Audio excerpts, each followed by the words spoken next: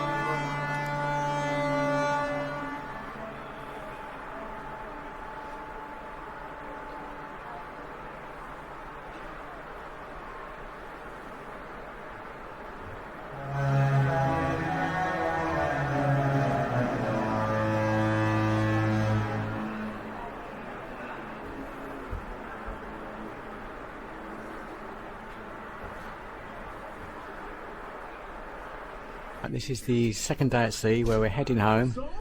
This is what happens every morning. They're chatting away.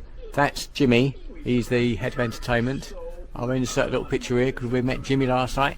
Come on Jimmy, come on Jimmy, come on Jimmy. So we met him last night, and then if we go out there, look, this is the sea day. So this is now, we are in the Bay of Biscay. It's quite sunny. A bit windy, but it is sunny. And look at that. There are no ships on the horizon. We may see some ships later on, we may not, but it does feel a bit chilly. The wake's down there. It's wide awake. But yeah, nice sunshine, so that might make it a bit nicer wherever we end up. I don't know what we're doing today. A little mooch around the ship, and I don't know what we're going to do. So whatever I do, I might record, I might not, but we shall see. We're playing TV catchphrase trivia. What if it's like catchphrase? It's in Say What You See. Stephen Mulhern. Roy Walker. Because Pauline's good at that, isn't you? Yes, she is. Very good at TV catchphrase. Ooh. Well, a very pleasant good morning, Disney Fantasy. Your cruise director Jimmy with a quick highlight of some of the events and activities taking place around the ship this morning. Lots happening. And Right, we've just come out of that quiz. We got 8 out of 20. Now in fairness, that was really good, because pretty much every question on that catchphrase, it wasn't catchphrase like Stephen Mulhern and all that, it was a catchphrase from a TV show, and every TV show was American. So I would say if you're watching this video and you're English, Scottish, Irish, Welsh, don't go to it, you're wasting your time, because there were 2 teams in there with Americans and they won them all. Unless you know a lot about American shows. One of the questions was like, it was a show that's on every night in America. So, you know, do you watch American TV every night? And that turned out to be a news programme. Not a clue. Not a clue.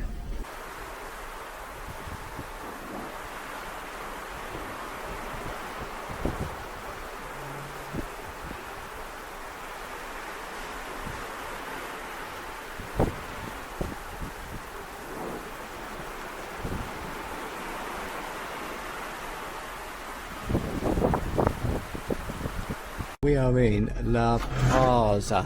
The Plaza. This is a pub. Hi friends, we're going to get started with our 18 plus Chip and Dale 3D craft. Now we're going to start a little early because these 2 little guys are a bit tricky, so I want to give you as much time as possible to finish them. I'm just doing that because point out that. Look, there's like a little carousel in the middle. Ready, if you would like to participate, That's cool. Just come over and grab your supplies. You can... Right, this is the Chip and Dale 3D thingy. This is the before. And then on video, as Pauline starts cutting over there, she is cutting away. Around every little every little bit, is it? Yeah, so Yeah. these, for example, are going to be the back and the front Oh, so of they're the nut. separate. So this one you're going to Oh, like fold it glue half. to each other. Oh, I yeah. see. So that's going to be that. Same with these three. You cut it as one piece. Yeah, and then these two. Well, this is okay if you cut it in two just because you're going to glue them to each other anyway. Oh, You're going yeah. to do that. And then this is more of This a, is like all a one box. piece. Yeah, Yeah. this is all one piece and this is all another one. Yeah. Alright, thank you. Here we go then. So Pauline's cutting away, and I should video at the end to see what a disaster she makes of it. Oh, a superb masterpiece, like a Mona Lisa in the arty crafty worldy. Right, that's stage 2 complete. Pauline's cut out all the bits. That's the chip, or the dowel, and there's the dowel, or the chip, the chip. And all cut out. That took a while. How many? That took about 20 minutes to do that. Yeah, and some. So we see how step 3 goes. There we go. 1 hour later, and Pauline is quitting while she's ahead. Boom, boom. The tradition we're going to do is we're going to do a horizontal line to separate the top and the bottom half of the circle. For this particular one, you don't want it right at the center, you want it a little lower than that. You want the top half to be a bit bigger than the bottom. So somewhere along these lines should do. Start at the center where those two lines meet. We're going to create a little half circle over here. Not too big, something like this, right by the center. Remember, we're drawing both at the same time, so don't forget to do it as well on your second paper. Now, I might be drawing a little bit with more pressure on my pencil, just because I want to make sure that it reads on the screen, but remember, you're drawing very lightly and very softly. All right? Now, the next bit is we're going to leave a tiny bit of space on the edges of the circle. So we're going to go to the edge of the circle over here in that horizontal line, and you're going to do a little mark just to make sure you have a tiny bit of space left there, because otherwise you might take the whole thing. Just a tiny little thing, doesn't have to be anything too significant. We just want a tiny little reference right there. Now what we're going to do is we're going to do 2 big arches that take most of the top part of the circle. Now I do say most because we should have a nice little runway over here in the center, kind of like an empty space, and then the arches taking those sides. So the reason we wanted that little mark over there is because we want to leave a little bit of the circle there as well. So that little mark is where we want to start.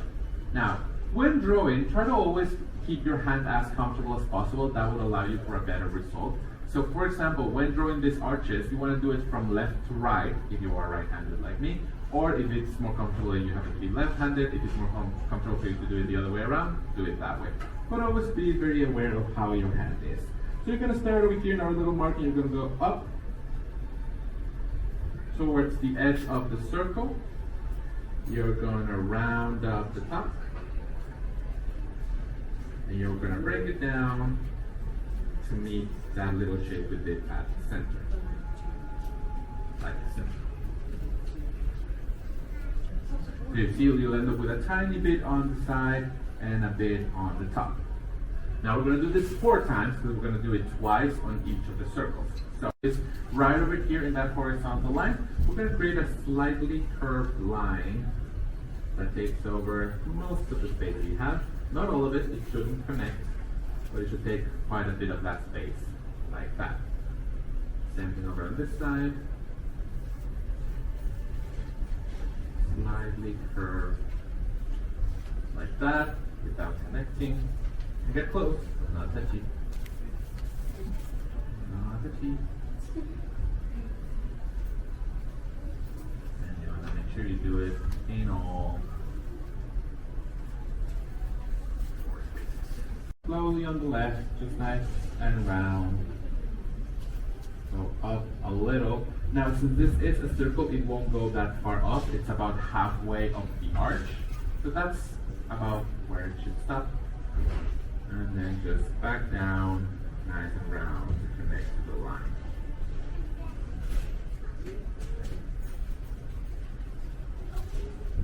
Like that. Now we're going to do the same, you guessed it, 4 times. 1.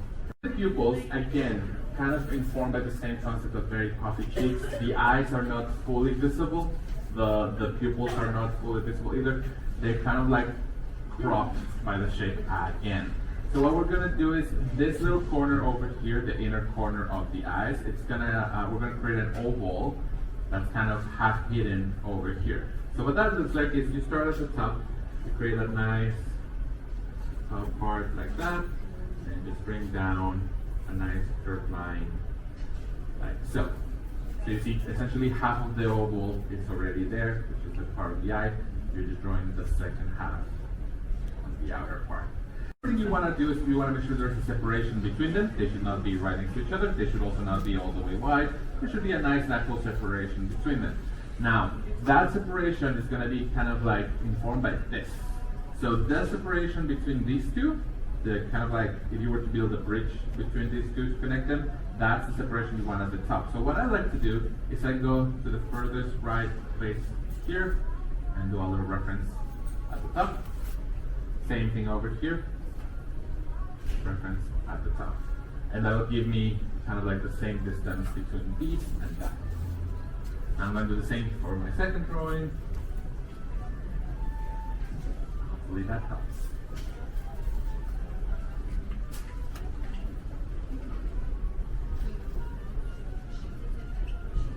All right. Now for the shape, I'm gonna again draw super lightly, specifically for this step. We're gonna draw a little antenna going out, not too high, remember, no bunnies. A little antenna.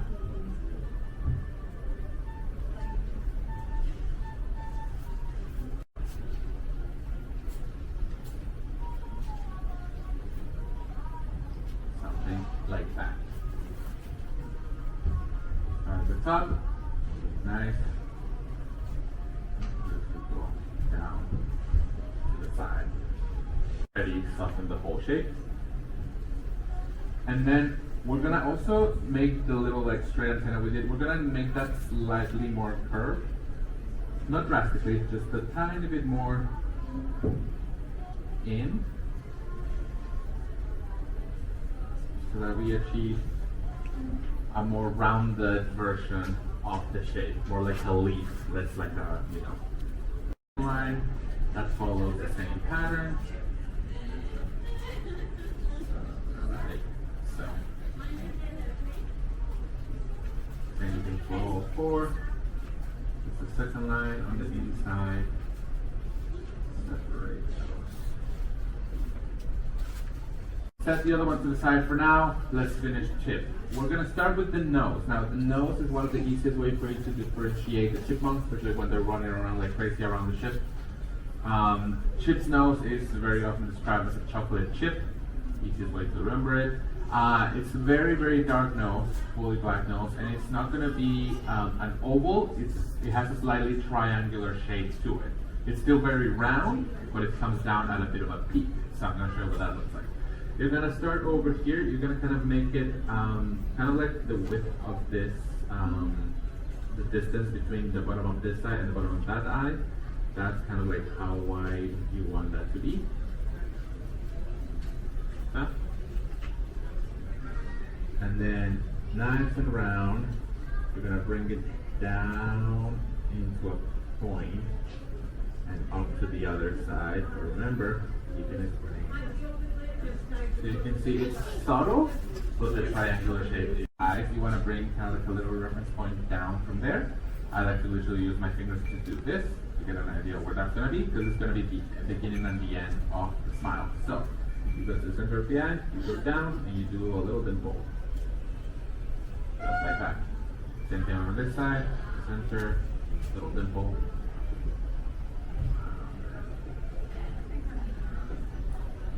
Now, for Chip, we're going to give him a closed mouth, which is going to create a little bit of a dip at the center. So it's not a half circle from side to side. It's kind of like two half circles connected. So you go down and up towards the nose, not touchy, but towards the nose, and then down and up to the other side. So you do something like this, down, up towards the nose, and down and up towards the dimple. Like that. It's very kind of like a double. I would say probably a little bit less big than the nose, but still pretty much on the larger side They're going to go down, down, up to the other side. Like that. This little reference point where we began our arches, that's where we want to start the shape of the cheek. The first thing we're going to do is we're going to add a bit of fluff to them. So you're going to do two little triangular shapes curving out of there. Like that. Same thing over on this side.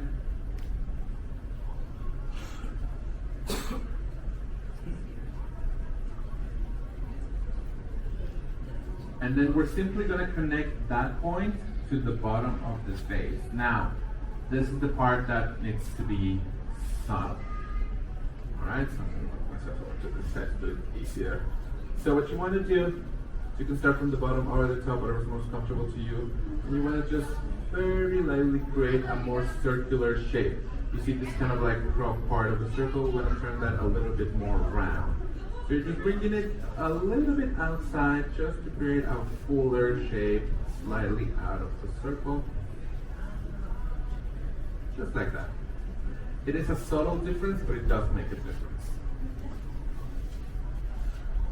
We're going to do the same over on this side, nice and subtle, just outside of our circle.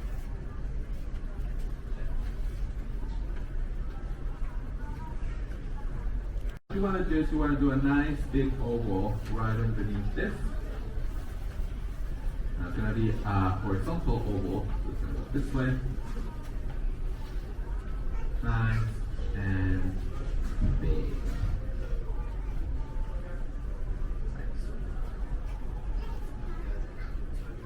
First, those little dimples. You're going to go the same way to the center of those eyes and do those two little dimples. Like that. And then we're going to connect them with a half circle right underneath the nose. Like so.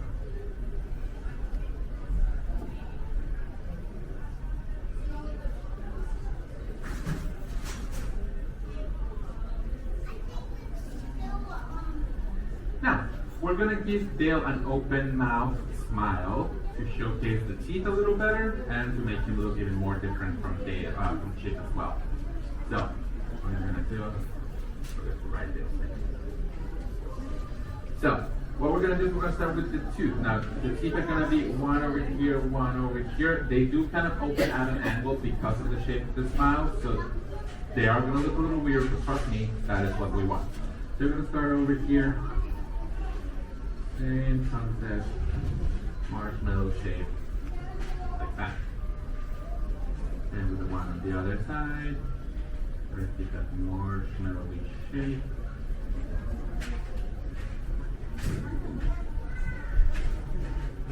That. I created a nice curved line from this point to this point, and we're gonna do a nice little curved line, just like that. Now we're actually going to draw this line twice to give it a bit of thickness to that bottom lip. So the second one is going to be a little bit lower than that, not too far from it because it's just creating thickness, it's not actually creating a new shape. We just want that to be a thicker shape. On your left side, you're going to do a little half circle towards the middle of the shape, so something like this. And then before the end of that line, so not at the very end, before that, you're going to do a second line that replicates the shape on the side. And that's how you draw a tongue. Like that. And then very naturally just create a more rounded version of the cheek, not too far from the original, which will now connect to the open mouth instead of the tooth.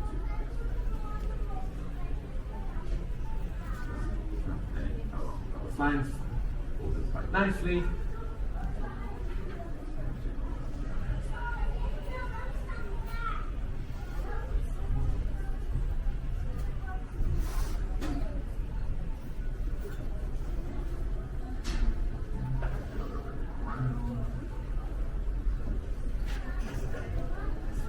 Now, you start on the left side and create one, and then two. And the third one, you want to draw literally down, kind of like in front of it. The eye, and you're going to replicate that shape very thin. So what you're going to do is you're going to go over that, barely at the top, a tiny bit, teeny tiny bit, just like that. And for the other one, very subtle, very teeny tiny, very petite and demure, just like that. Same thing with the sides of the top part of the head, you're going to need all that. So go over the original circle you had in the paper so that the whole thing matches the same way. Like that. We're going over it with a bit more pressure, cleaning things up a bit. Like that. Alright, go over the ears as well. Make it one line. That it's not,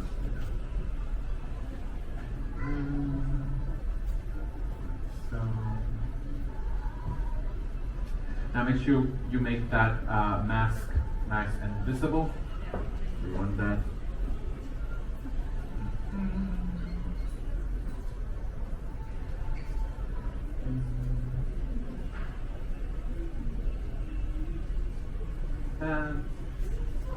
Now with the eyes, you want to shade in that pupil. Now remember, whenever you shade any part of your drawing, please make sure you go over the edges because that's going to make it look cleaner. If you just shade it without going over the edge with a nice thicker line, it might look a bit messy or incomplete. So I always recommend giving that bit of, nice line around it.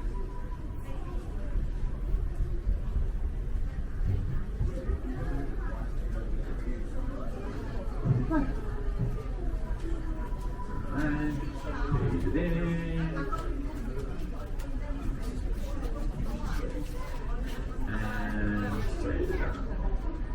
This is our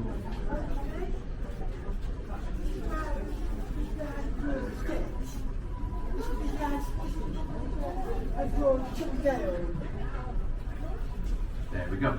Now, going to the nose, Chip's nose is going to be the darkest shade you can do.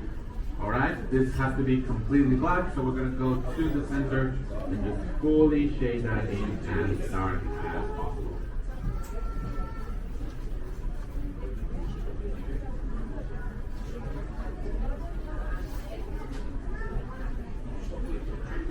So, and make sure you go over the edges as well, clean up the shade.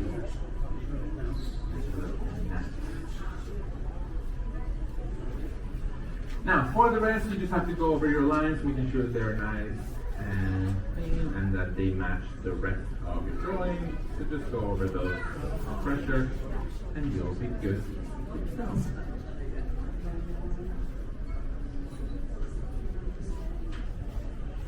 Alright. Just a little chip. Now, moving over to Dale, same kind of process with a tiny bit of switches here and there. So first, pressure on the pencil and just fill in the blank with the lightest shade of gray you can do. That's not something like this. See, barely there, super soft. Just like this, to add a bit of, dimension, make everything look like the way it needs to be. And this is what Pauline's now done. Chip. There's Chip. There's Dale. I think Chip's better. Chip's better. Didn't she do well?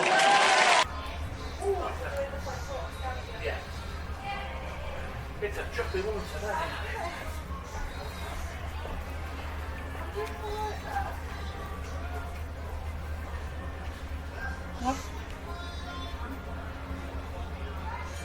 Right, it's our last night on the cruise, our last menu, last feed up, and we're in Animators Pallette. So I'll now insert a picture of the menu here. And I think I might also... When we get home, we can remember what we ate. I'll also insert the picture of our server Joseph, who has been absolutely wonderful. I know people say, oh, they've had the best server ever, but Joseph has been the best server ever.